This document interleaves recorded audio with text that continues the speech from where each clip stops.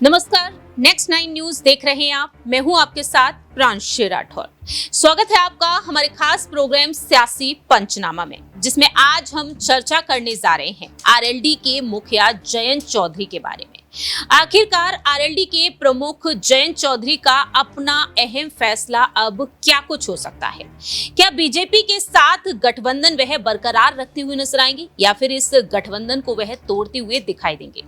मालूम हो कि लोकसभा चुनाव से पहले ही जयंत चौधरी ऐन मौके पर इस तरह से पलटी मार लेते हैं सपा मुखिया अखिलेश यादव से कि वह बीजेपी में शामिल हो जाते हैं, जिससे कि समाजवादी पार्टी की मुश्किलें बढ़ जाती हैं।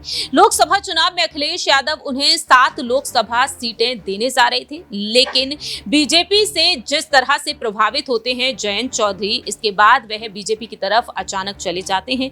गठबंधन हो जाता है, एनडीए का हिस्सा बन जाते हैं और एनडीए खेमे में उन्हें 2 लोकसभा सीटें दे दी जाती हैं। ऐसे में अब जयंत चौधरी की पार्टी के जो कार्यकर्ता हैं, जो नेता हैं, वह मांग कर रहे हैं कि अब एनडीए से बाहर आ जाना चाहिए, आरएलडी को बीजेपी से गठबंधन तोड़ देना चाहिए। इसकी बड़ी वजह यह बताई जा रही है कि बीजेपी में जो नेता हैं, यहां पर ब्रजभूषण शरण सिंह डब्ल्यूएफआई के अध्यक्ष रह चुके हैं। केसरगंज से जिस तरह से सांसद बह रहे हैं, ऐसे में देखा गया है कि देश की जो बेटियां हैं, महिला पहलवान हैं, और उनको लेकर जिस तरीके से यहां पर खबरें सामने आई, महिला पहलवानों ने साफ तौर पर यौन उत्पीड़न के आरोप लगाए ब्रजभूषण शरण सिंह पर, और देखा गया कि ब्रजभूषण शरण सिंह के लिए वह ये मांग करती हुई नजर आई कि ब्रजभूषण शरण सिंह को अब बीजेपी से बाहर का रास्ता दिखा देना चाहिए, टिकट काट देना चाहिए। लेकिन यहां पर टिकट तो काटा जाता है बीजेपी की तरफ से। केसरगंज सीट से ब्रजभूषण शरण सिंह को नहीं, बल्कि उनके बेटे करण भूषण को टिकट दे देती है बीजेपी, और इसी के खिलाफ आरएलडी के तमाम नेता उतर आए हैं। सबसे पहले यहाँ पर इंटरव्यू आपको दिखाते हैं, जो हमारे सहयोगी अमन जी जब सवाल पूछते हैं आरएलडी के प्रवक्ता रोहित अग्रवाल से ब्रजभूषण शरण सिंह को लेकर, और आखिरकार आने वाले दिनों में आरएलडी के फैसले क्या कुछ हो सकते हैं, बीजेपी के साथ यूं ही गठबंधन बरकरार रहेगा या फिर नहीं, इन तमाम सवालों का वह खुलकर जवाब देते हुए नजर आए। सुनिए जरा क्या कुछ कहा। बातचीत हुई थी आपसे और ब्रजभूषण को लेकर आपने बड़ा मुखर होकर बात कही थी कि टिकट उनका मिलेगा ही नहीं। हमने पहले ही बात कर रखी है, तो पहली बात तो आपने जो कहा उस बात को मैं कहूँगा कि आपकी बात पूरी हुई, उसके लिए बधाई आपको। लेकिन ब्रजभूषण की जगह उनके बेटे को टिकट दिया जाना, ये दोनों अपने आप में एक जैसी ही बात तो नहीं लग रही आपको भी? देखिए, राष्ट्रीय लोकदल ने निरंतर संघर्ष किया है और मुद्दों पे संघर्ष किया है, और जहां पे महिलाओं की अस्मिता का सवाल हो, वहां पे राष्ट्रीय लोकदल कोई भी कॉम्प्रोमाइज करने के लिए तैयार नहीं होता है। क्योंकि यहाँ पे महिला पहलवानों की अस्मिता का सवाल था, और महिला पहलवानों ने एक गंभीर आरोप ब्रजभूषण शरण सिंह के ऊपर लगाया था, जिसके खिलाफ राष्ट्रीय लोकदल के राष्ट्रीय अध्यक्ष माननीय जयंत चौधरी जी स्वयं उन्होंने महिलाओं के बीच में जाके धरने में उनका सपोर्ट किया था, उनका समर्थन किया था। और जब हमारा गठबंधन राष्ट्रीय लोकदल का इनके साथ हुआ, भारतीय जनता पार्टी के साथ हम एनडीए के जब हिस्सा बने, तब उस कंडीशन में हमने उनसे कहा था कि क्योंकि हम किसी भी अपराधी को, किसी भी गलत भाषा का प्रयोग करने वाले व्यक्ति को हम बर्दाश्त नहीं कर सकते हैं, क्योंकि हम चौधरी चरण सिंह जी की विचारधारा पर चलने वाले व्यक्ति हैं। आप देखिए किस तरीके से रमेश बिधूड़ी का टिकट काटा भारतीय जनता पार्टी ने, किस तरीके से मीनाक्षी लेखी का टिकट काटा, जिन्होंने किसानों का अपमान किया था, उनको मवाली जैसे शब्दों का प्रयोग किया था, और परवेज वर्मा का टिकट काटा भारतीय जनता पार्टी ने, और ब्रजभूषण शरण सिंह का टिकट काट के हमें कहीं ना कहीं और उन्होंने विश्वास जताया है कि वो चौधरी चरण सिंह जी को की विचारधारा को आगे ले जाना चाहते हैं। अब बात अगर ये रही कि उनके बेटे को भी टिकट मिला है, तो देखिए, पिता के कुकर्मों की सजा बेटों को नहीं दी जा सकती। कोई भी परिवार जिम्मेदार नहीं हो सकता किसी एक व्यक्ति के किसी भी गलत कार्य के लिए।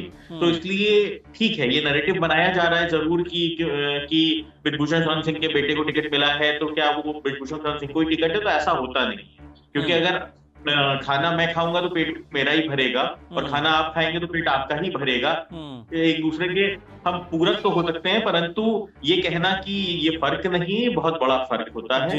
और जो कल से मैं मीडिया के अंदर ब्रजभूषण शरण सिंह के बयान या उनके जो चेहरे के भाव है, उसको देख के भी आपको समझ में आ सकता है कि कहीं ना कहीं वो इससे इफेक्ट हुए। तो इसलिए ये नैरेटिव मेरे हिसाब से सेट होता नहीं है। समाजवादी पार्टी को शायद चाहती थी कि ब्रजभूषण शरण सिंह का टिकट कटे और ब्रजभूषण शरण सिंह को समाजवादी पार्टी कैंडिडेट बनाए, क्योंकि उन्होंने तब तक आप देखिए कि उन्होंने कैंडिडेट ही नहीं घोषित किया था, और जब उनके बेटे का टिकट घोषित हो गया उसके बाद उन्होंने कैंडिडेट घोषित किया। तो कहीं ना कहीं राजनीति के अंदर विनिंग कॉम्बिनेशन भी देखना मजबूरी होता है। तो इसलिए हम ये मानते हैं कि भारतीय जनता पार्टी ने एक सख्त संदेश दिया है कि महिला अस्मिता के साथ कोई भी समझौता नहीं होगा। महिलाओं के साथ अपराध करने वाले व्यक्ति को या किसानों के साथ अपराध करने वाले व्यक्ति को सख्त से सख्त सजा मिलनी चाहिए। रोहित जी, बिल्कुल आपने पार्टी के जो कह सकते हैं लाइन है उसके हिसाब से बात कही, लेकिन अगर मैं आपसे जानना चाहूं कि व्यक्तिगत राय आपकी क्या होगी करण भूषण को लेकर कि जो उनको टिकट दिया गया है, क्या कुछ कहना चाहेंगे आप कि ये सही है या उनको नहीं दिया जाना चाहिए था या फिर उनके अलावा किसी और को दिया जा सकता था? देखिए अमन जी, जब हम राजनीतिक जीवन में होते हैं, पब्लिक लाइफ में होते हैं, तो व्यक्तिगत कोई विचार मायने नहीं रखते हैं, क्योंकि हम जो भी विचार आपके साथ साझा करेंगे वो हमारी पार्टी लाइन के अनुसार तो हो सकते हैं, हमारी विचारधारा के अनुसार हो सकते हैं, और मेरा हर शब्द वो कहीं ना कहीं हमारी पार्टी का शब्द ही माना जाएगा। तो पब्लिक लाइफ में से कोई व्यक्तिगत विचार होता नहीं है। ये मेरा व्यक्तिगत ही विचार है कि ब्रिजभूषण शरण सिंह को टिकट नहीं मिलना चाहिए था। बिल्कुल, मैं ये पार्टी का भी विचार है। जी रोहित जी, मैं इसलिए पूछ रहा था क्योंकि आप ही की पार्टी के प्रवक्ता हैं, आप ही के कह सकते हैं कि साथी हैं जो पार्टी से चले जाते हैं। रोहित जाखड़ जी इस्तीफा दे देते हैं ब्रिजभूषण के मामले पर, क्या कुछ खलबली है पार्टी के अंदर भी इस बात को लेकर?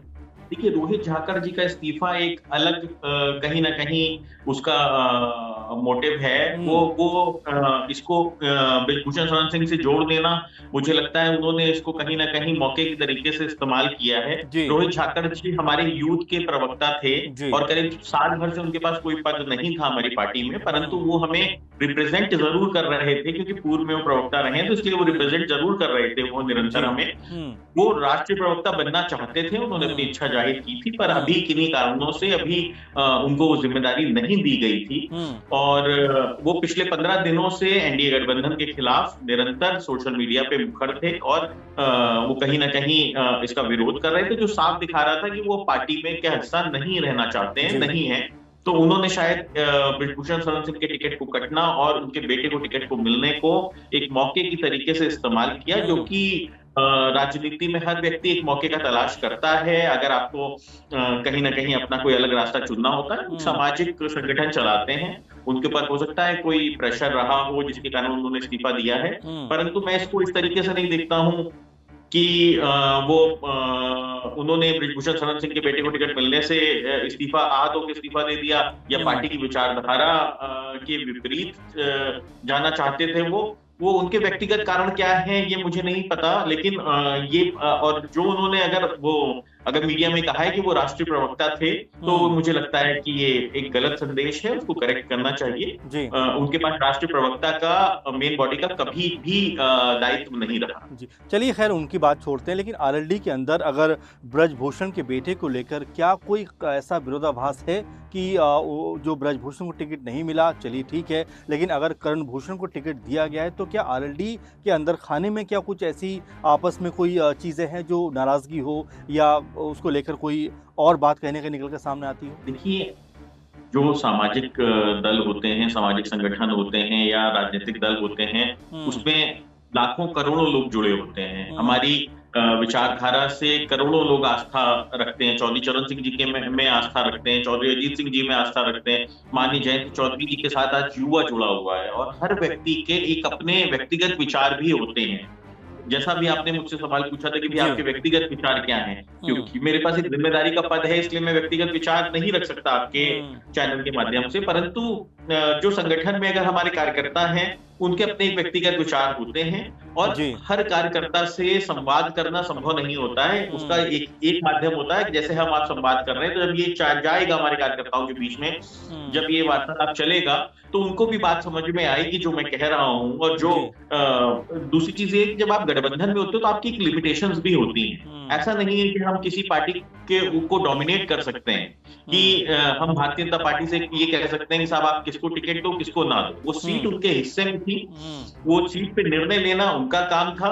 हमारी बात का उन्होंने सम्मान किया कि ब्रिजभूषण शरण सिंह का टिकट काटा, और ये दिखाता है कि कहीं ना कहीं वो हमारे साथ चलना चाहते हैं, दूर तक हमारे साथ चलना चाहते हैं। और इसलिए हम दो अलग अलग राजनीतिक दल हैं और दोनों की विचारधारा अगर एक होती तो शायद हम दो दल ना होते, हम एक ही दल होते। जी बिल्कुल, तो एक दल, हम एक न्यूनतम मिनिमम प्रोग्राम के तहत कोई भी गठबंधन होता है और एक दूसरे के सम्मान के तहत होता है। मुझे लगता है कि इससे ज्यादा किसी भी दल से, अपने सहयोगी दल से एक्सपेक्ट करना, मुझे लगता है कि वो आपने सुना कि किस तरह से रोहित अग्रवाल ने अपनी बात रखी, लेकिन सवाल यहाँ पर ये बन जाते हैं कि जयंत चौधरी की पार्टी से जिस तरह से यहाँ पर रोहित जाखड़ ने इस्तीफा दे दिया और वह कहते हैं कि अब देश की बेटियों का अपमान हुआ है। यौन शोषण के आरोप में ब्रजभूषण शरण सिंह जो फंसे हुए थे, उनके बेटे को टिकट दे दिया गया और देश की बेटियों का यहाँ पर हार देखने को मिली है। ऐसे में अब सवाल ये बन जाते हैं, जिस तरह से यहाँ पर रोहित जाखड़ ने अपनी बात रखी, पार्टी के तमाम कार्यकर्ता हैं जो कह रहे हैं कि अब इस गठबंधन को तोड़ देना चाहिए। इसी पर हम सवाल लेना चाहेंगे हमारे सहयोगी अक्षय से कि आखिरकार यहाँ पर जयंत चौधरी अपने फैसले को बदलेंगे। लोकसभा चुनाव के लिए देखा जाए पहले और दूसरे चरण के मतदान हो चुके हैं, तीसरे चरण के मतदान अब 2 दिन बाद 7 मई को होने वाले हैं। 7 चरणों में ये चुनाव होंगे। ऐसे में जयंत चौधरी एन मौके पर पलटी मार सकते हैं। देखिए, इस बात से अब यहाँ पर कोई मतलब मुझे नहीं लगता कि रह जाता है, ये इससे कोई फायदा होगा। आप देखिए लगातार आरएलडी को लेकर, जयंत चौधरी को लेकर सवाल किया जा रहा है कि जब अखिलेश यादव 7 सीटें दे रहे थे तो आखिर 2 पर मनाही, 2 पर राजी जयंत कैसे हुए। इसका सीधा कारण यह है, जयंत चौधरी साफ तौर पर कहते हुए नजर आए थे कि अखिलेश यादव ने जो 7 सीटें हमें दी थी उनमें से 6 सीटों पर वे खुद के चुनाव चिन्ह की बात कह रहे थे। यानी कि अगर देखा जाए तो आधिकारिक तौर पर मान लीजिए 7 सीटें जो जयंत चौधरी को अखिलेश दे रहे थे और 7 सीटों पर अगर वो जीत भी जाते, 7 सांसद आरएलडी के बन जाते, लेकिन उन पर आधिकारिक तौर पर 7 में से 6 पर अधिकार अखिलेश यादव का रहता, केवल चुनाव चिन्ह के चलते। और चुनाव चिन्ह पर ही मुझे लगता है मुख्य रूप से यहां तनातनी हुई। उसके अलावा जब इस तरीके से ब्रजभूषण शरण सिंह के बेटे करणभूषण सिंह को इस्तीफा देने पर रोहित जाखड़ ने अपना इस्तीफा सौंपा है, उस पर बातचीत के दौरान हमारी टीम से रोहित अग्रवाल साफ तौर पर कहते नजर आए थे कि रोहित जाखड़ जो है वो लगभग कई दिनों से केवल ब्रजभूषण के बेटे को टिकट देने से नहीं, उससे भी लगभग 20 से 30 दिनों पहले तक पार्टी के खिलाफ, पार्टी विरोधी गतिविधियों में शामिल होने के उन पर कहीं ना कहीं मामले पार्टी आलाकमान तक पहुंची थी, जयंत चौधरी तक ये बात पहुंची थी। लेकिन आलाकमान ये कहे कि सीधे तौर पर जयंत चौधरी ने रोहित जाखड़ पर कोई एक्शन नहीं लिया, क्योंकि लंबे समय से पार्टी के साथ रहे हैं, वरिष्ठ कार्यकर्ता के तौर पर अपनी भूमिका रालोद के लिए अदा की है। चौधरी जयंत सिंह ही नहीं बल्कि अजीत सिंह उनके पिता के साथ भी काम किया है। ऐसे में जो कार्रवाई की जानी थी वो ऐसी कोई भी कार्रवाई नहीं की। लेकिन यहां पर जिस तरीके से करणभूषण सिंह को टिकट दिया और उसके तुरंत बाद ही रोहित जाखड़ ने अपना इस्तीफा दिया, इस पर साफ तौर पर रोहित अग्रवाल ने कहा था कि करणभूषण सिंह को इस्तीफा देने का जो मामला था वो उन्होंने कहीं ना कहीं एक बहाना बनाया, नहीं तो जो बातें उनके खिलाफ आ रही थी उस पर एक्शन लेने का लगातार विचार चल रहा था, जिससे अब तक दूरी बनाए रखी जा रही थी। लेकिन जिस तरीके से उन्होंने करणभूषण सिंह को माध्यम बना करके अपना इस्तीफा सौंपा, फिर उससे स्वीकार करने में जरा भी देर नहीं लगाई। आखिरी सवाल रहेगा यहाँ पर ब्रजभूषण शरण सिंह को लेकर, जिस तरह से पार्टी के कार्यकर्ता मांग कर रहे हैं यहाँ पर जयंत चौधरी से, तो फिलहाल तो यहाँ पर कोई आशंकाएं नजर नहीं आ रही, लेकिन जयंत चौधरी का अगर एनडीए से बाहर होते हुए देख लिया जाए तो क्या एनडीए को नुकसान होता हुआ नजर आ सकता है? देखिए, अब मुझे नहीं लगता इस चीज में कोई यहाँ दोहराई नजर आती है या कहीं कि कुछ ऐसा खेल बिगड़ेगा। आप गौर करेंगे, जयंत चौधरी आरएलडी जिस तरीके से एनडीए गठबंधन का हिस्सा बनी, तो ऐसे में पश्चिम उत्तर प्रदेश की 16 सीटों पर मतदान हो चुका है। 16 सीट में बागपत भी आती है, हालांकि बागपत खुद जयंत चौधरी के खाते में थी। इसके अलावा मथुरा संसदीय क्षेत्र भी था, मेरठ भी था, पीलीभीत भी था, अमेठी भी, माफ कीजिएगा अमेठी नहीं, इसके अलावा मेरठ भी था। तो कई ऐसे संसदीय क्षेत्र, कुल मिलाकर के पश्चिम उत्तर प्रदेश की उन सीटों पर मतदान हो चुका है जहां पर जयंत चौधरी आरएलडी का अच्छा खासा दबदबा माना जाता है और आरएलडी का बीजेपी के साथ होने से एनडीए या कहीं बीजेपी को अच्छा खासा फायदा मिला है। जिन 16 सीटों पर पश्चिम उत्तर प्रदेश में मतदान हुआ, उन 16 में से 14 पर बीजेपी ने चुनाव लड़ा, जबकि 2 सीटों पर आरएलडी ने चुनाव लड़ा है। और अगर भविष्य में आप मान लीजिए, अगर चुनाव परिणाम से पहले भी कुछ हद तक बात अगर आरएलडी और बीजेपी के बीच बिगड़ती है और दोनों अलग भी होते, तो अब मुझे नहीं लगता यहाँ पर कि कुछ नुकसान बीजेपी को उसका होता दिखेगा। वाकई अब यही देखना होगा कि आने वाले दिनों में जयंत चौधरी का फैसला यहाँ पर क्या कुछ हो सकता है, क्योंकि ये राजनीति है और जो चुनावी और सियासी फायदे यहाँ पर नेताओं को मिलेंगे, उन फायदों को वह देखते हुए अहम फैसले लेते हुए नजर आएंगे। अब देखते हैं कि आने वाले दिनों में सपा मुखिया अखिलेश यादव से एक बार फिर से हाथ मिलाने की वह कोशिश करेंगे या नहीं, ये सवाल लगातार उठते ही रहेंगे। फिलहाल इस खास प्रोग्राम में इतना ही, लेकिन आपकी क्या कुछ राय प्रतिक्रिया है कॉमेंट सेक्शन में आप बता सकते हैं। तब तक के लिए आप देखते रहिए Next 9 न्यूज।